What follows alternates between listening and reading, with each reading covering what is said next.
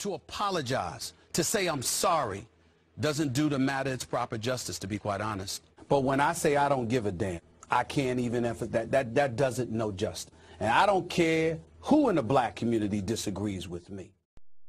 All right, so real quick, I want to talk before I'm gonna do my other video separately, and it's because it's probably gonna be long, the whole provoking and hitting situation. But I want to focus on this one aspect first that I'm seeing amongst black people in the Stephen A. situation is where basically a lot of black people who don't like him anyways are just sitting back, ha, this is your Negro moment. They call it something else.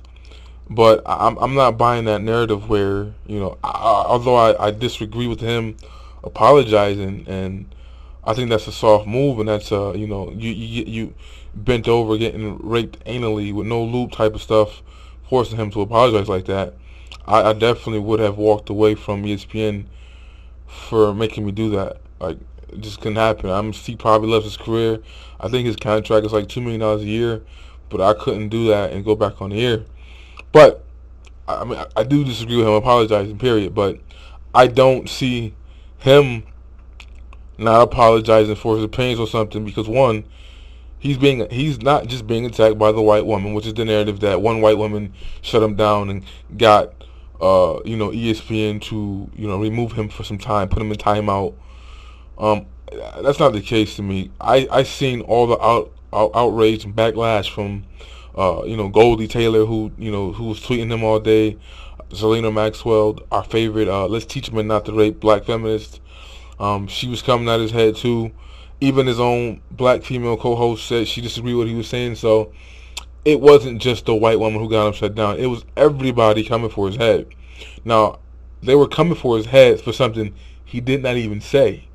And he did not apologize for what he said. He apologized because he did not elucidate his points well. Or that's at least what he's saying. Now, flip that to the situation with what, I guess it angered black people, his opinion on what Mark Cuban said and his opinions on what Kobe Bryant said, that offended them. And his, outburst, I don't give a damn who disagrees with me, I think it was different. For the main point was they were attacking him personally for something he did say, right? He did say those things, he did have those views, and he was personally being attacked. He was personally being called out by his own family members for his views. And I don't think those two situations are synonymous. First of all, his the female, Michelle, whoever her name is, I forgot, his co-host, or she works at ESPN too, who kept, she kept harassing him on Twitter, which is against company policy. She is not supposed to, you're not supposed to come at each other like that publicly. That's against the rules. And she was clearly doing that, breaking up violation all day of this incident. So I don't even understand why she's not being reprimanded for that as well. She needs to be. She shouldn't be saying it to him. But back to the conversation about, because that's what I was kept hearing. People were trying to say, he's a hypocrite because, he's got scared. The Becky made him apologize, but the black community didn't. So you should be more, in essence, you should be more mad at ESPN than at him, because what does that tell you? If ESPN says that your feelings getting hurt over his opinions about Trayvon and his opinions about what Kobe said about Trayvon, and his opinions about what Mark Cuban said, we're not going to suspend them even though that hurts you. But this so-called, that's the narrative, is that the one white feminist chick got him shut down. Well, how does that make you feel though, that ESPN didn't care to suspend him for one scenario, but they did another? Now, again, I totally understand why he apologized. I don't agree with him apologizing. It makes him look pretty, soft. That's a situation I would definitely have to walk away from. But I don't think the two situations are synonymous at all. And it brings me to another question, because another female posted a post about, because how blacks are always crying about not having opportunities or parity or media attention as far as representation in the media. And she said, well, why not start our own networks instead of crying and complaining, which I agree with. You need to have your own opportunities if you want to be promoted. Sergeant Lee P always talk about promotion. There you go. But it makes me think about a reality that black people who think outside the box, who don't go with a specific narrative, if they bring their own opinions to the conversation, you know, would they even have a place or a space in a black owned and operated form of media? Because I'm saying most black people, some of them are saying they agree with what they understood what he was saying, they agree with him, but it's just they don't care about that. They want him to burn because of what he did in the past and not apologizing.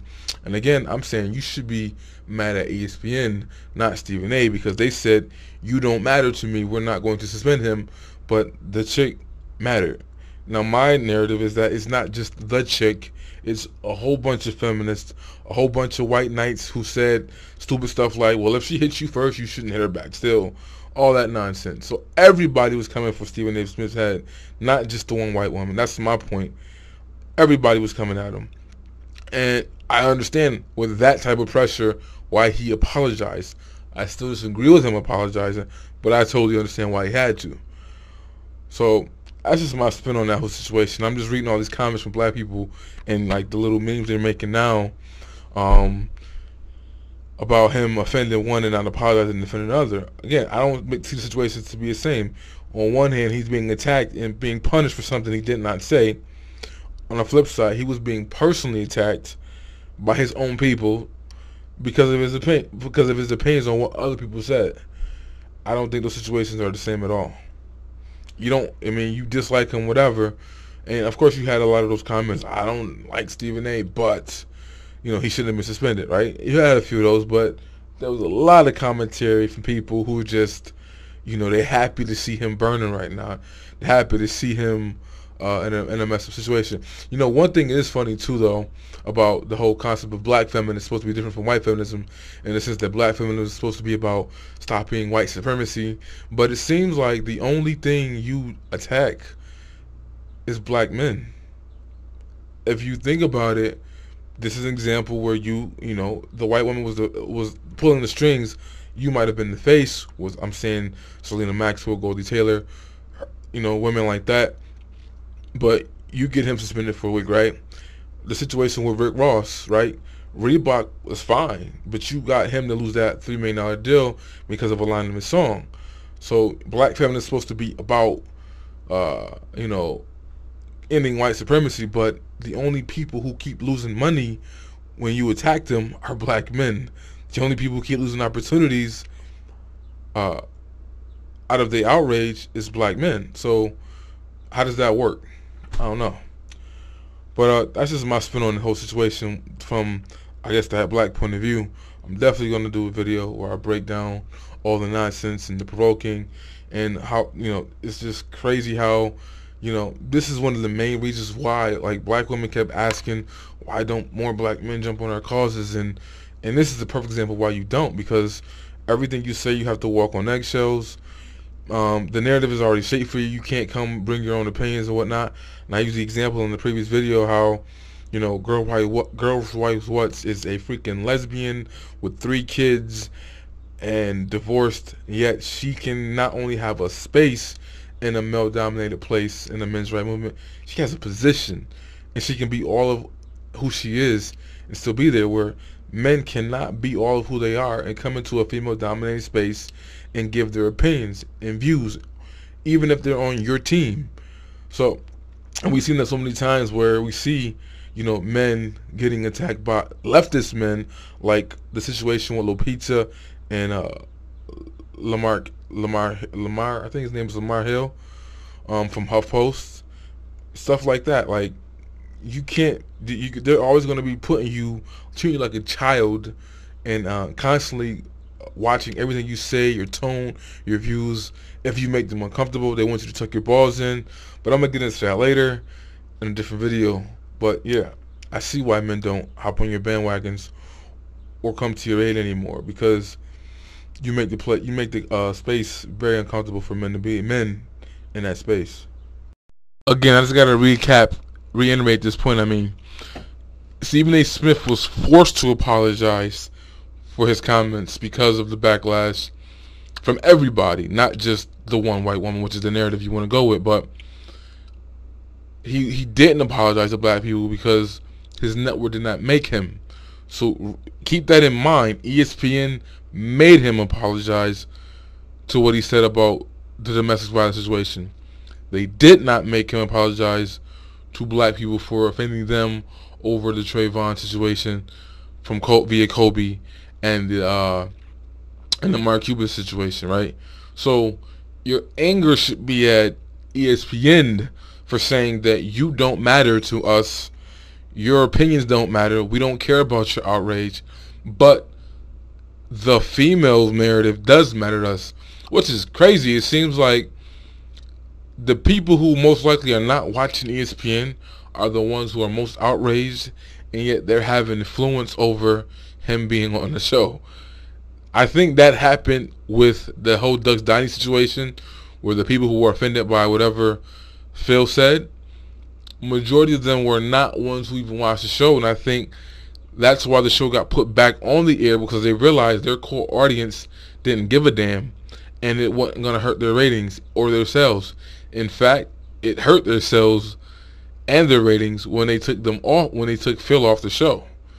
So that's why they brought him back. But I think that's just weird when you're getting backlash from people who don't even watch the show, who don't even boost your ratings, who can't affect you at all. And like I said, like for me, I barely watch ESPN anyways, nothing like that, so it's not a big deal for me. But I damn sure won't be watching them now for the fact that they did that, for the fact that they asked a man to give his opinion on issues, to be politically involved in pop culture and things that go on outside of sports, and then when they give those opinions, you're going to penalize them for them. I'm not feeling that at all. Either make them stick to sports and sports alone, even though I know athletes, their lives are, open book on and off the court, off the field. But I'm saying if you're going to, want the ratings because of Stephen A's, his loud talking antics, right? That gets ratings, that gets people who watch it who wouldn't normally watch it, right?